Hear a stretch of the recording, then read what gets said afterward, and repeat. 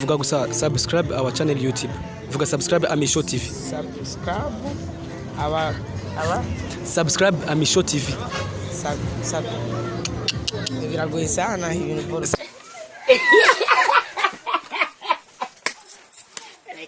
Urashaka amakuru mashasha meza kandi agezweho?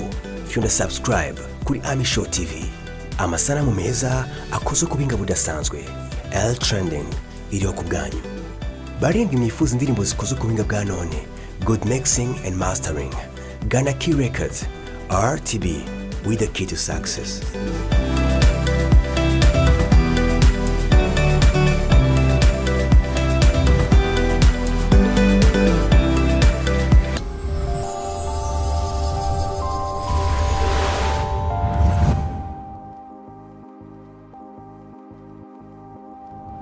Meze bon?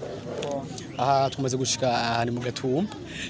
Dufise ikintu kimwe gusa tugomba kubaza hagati ya Fariaz na Satubi. Niyo mustari wowe meranga mu Burundi. Satubi. Kubera iki Satubi? Satubi cyo ndamukundira jewe. Ndamukunda kubera amajambo yiwe. Amajambo yiwe? Canke indirimbo ziwe? Mu ndirimbo ziwe. Ari indirimbo uziya Satubi imwe ushobora kuririmba? Ya Satubi. Rimba tumve. Gato gusa tumve ko uri umufana wa Satubi kabisa.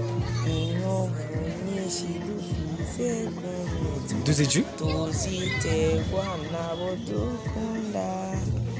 Bigatuma tuja kure y'ino. Tinya kuba. Love, love, love, love, love, love, love, love, love, love, love, love, love, love.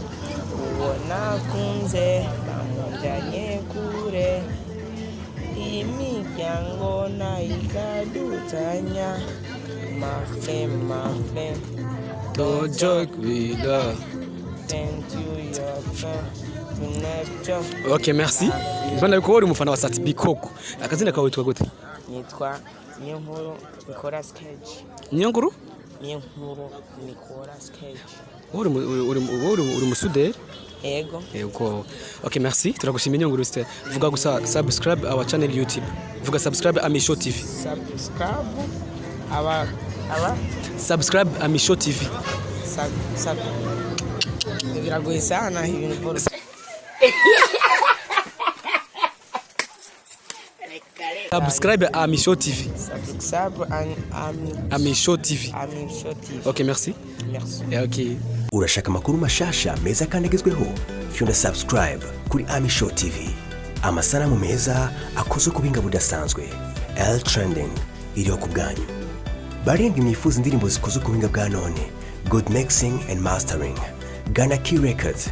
RTB with the key to success.